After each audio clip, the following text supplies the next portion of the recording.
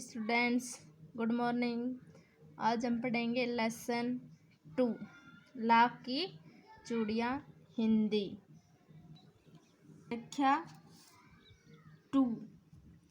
वैसे तो मेरे मामा के गांव का होने के कारण मुझे बदलू को बदलू मामा कहना चाहिए था, परंतु मैं उसे बदलू मामा न कहकर बदलू काका कहा करता था। बदलू काका कहा करता था।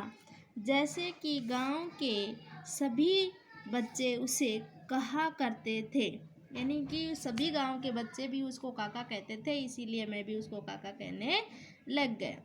बदलू का मकान कुछ ऊंचे पर बना था, यानी ऊंचाई पर बना हुआ था। मकान के सामने बड़ा सा सहन था, जिसमें एक पुराना नीम का वृक्ष लगा था। यानी मकान के सामने एक बड़ा सा ग्राउंड था, उसमें नीम का पेड़ था। उसी के नीचे बैठकर बदलू अपना काम किया करता था। बगल में भट्ठी दहती रहती, जिसमें वह लाख पिघलाया करता था। यानी कि लाख की एक भट्टी थी, उसमें लाख पिघलती रहती और वो बनाते रहते थे। सामने एक लकड़ी की चौखट पड़ी रहती, जिस पर लाख के मुलायम होने पर वह उसे सलाख के समान पतला करके चूड़ी का आकार देता।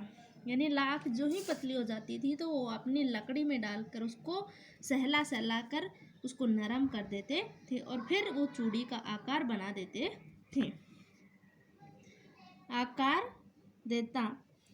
पास में 4-6 विभिन्न आकार की बैल नुमा गोरियां रखी रहती, यानी मोगरियां रखी रहती थी, जो आगे से कुछ पतली और पीछे से मोटी होती। लाख की चूड़ी का आकार देखकर वह उन्हें मुगेरियों पर चढ़ाकर गोल और चिकना बनाता और तब एक एक कर पूरे हाथ की चूड़ियाँ बना चुकने के पश्चात वह उन पर रंग करता। यानी कि सारी चूड़ियाँ बनाने के बाद में उन पर वो कलर कर देते थे। कठिन शब्दार्थ। सहन आंगन, यानी कि जिस आंगन दुकान के आगे की जगह। भट्टी यानी अंगीठी, यानी आँच, जिसमें आँच डालते ना वो वाली अंगीठी। दहकना जलना, दहकना यानी जलना। संग्रह या प्रश्न। प्रस्तुत गद्यांश हमारी पाठ्य पुस्तक वसंत में संकलित कामतानाथ लिखित कहानी लाख की चूड़ियों से लिया गया है। आपसे पूछे प्रश्न में कि ये प्रश्न किससे लिया गया है, तो संकलित कामतानाथ लिखित कहानी लाख की चूड़ियों से लिया गया है। लेखक के इस अंश में बदलू द्वारा लाख की चूड़ियाँ बनाने के कार्य का वर्णन किया है। यानी कि इसमें किसका वर्णन पूछा गया है, तो लाख की चूड़ियाँ बनाने का वर्णन किया गया है। व्याख्या। लेखक कहता है कि बदलू उसके मामा के गांव का रहने वाला था, अतः उसे बदलू को गांव नाते से मामा कहना चाहिए था। यानी कि जो बदलू था उसको मामा कहना चाहिए था, क्योंकि वो मामा का गांव का था, परंतु गांव के सभी बच्चे बदलू को काका कहकर पुकारते थे, अतः लेखक भी उसे काका ही कहता था। बदलू का घर कुछ ऊंची भूमि पर बना हुआ था। मैदान के सामने एक बड़ा आंगन था, जिसमें एक नीम का पुराना पेड़ था। इसी पेड़ के नीचे बदलू चूड़ियाँ बनाया करता था और वहाँ पर लाख पिघलाने के लिए एक भट्टी बनी हुई थी। बदलू लाख को पिघलाकर सामने पड़ी लकड़ी को चौखट पर मुलायम लाख का सलाख की तरह पतला करता था।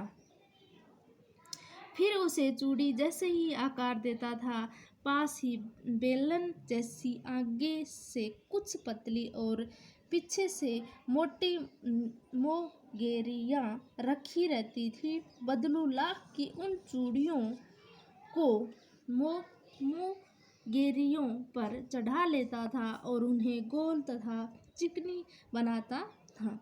पूरे हाथ की चूड़ियाँ बना जाने पर वह उन्हें सुंदर रंगों से सजाता था।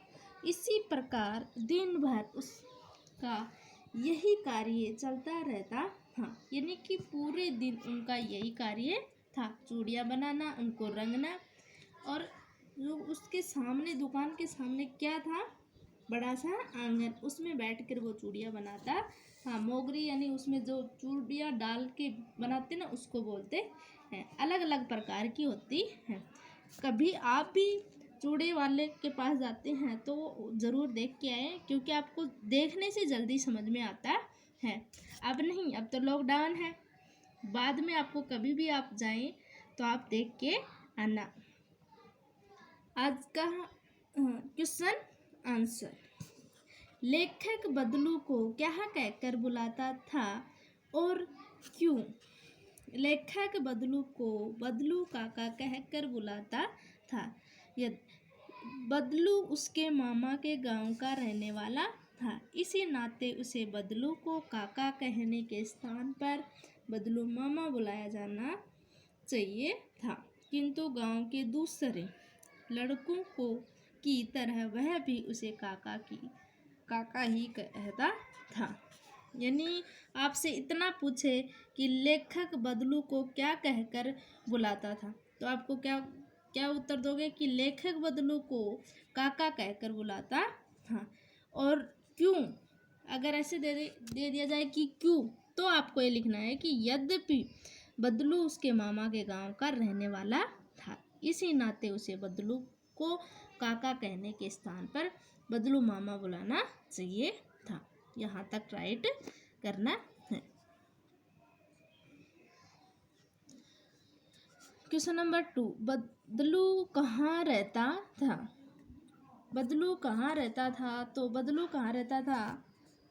बदलू लेखक के मामा के गांव में कुछ ऊंचे स्थान पर बने मकान में रहता था। यानी सबसे ऊंचाई पर बना हुआ मकान में रहता था। क्वेश्चन नंबर 3, बदलू क्या काम किया करता था? बदलू लाख की चूड़ियाँ बनाने का काम किया करता था। यानी कि बदलू क्या काम करता था? तो लाख की चूड़ियाँ बनाने का काम करता था। मोगेरियाँ किस काम आती हैं? क्वेश्चन नंबर 4, उन पर लाख की चूड़ियों को आकार देकर बदलू उन्हें चिकनाता था और गोल बनाता था। यानी चिकनाई जाती थी और उसी प्रकार उससे धीरे धीरे वो गोल बनती जाती थी। आज का हमारा टॉपिक यही है, इसको राइट एंड लर्न। प्रसंग, शब्दार्थ और व्याख्या, यही आपको राइट करना है। Thank you. और क्वेश्चन आंसर राइट अपनी कॉपी में। Thank you.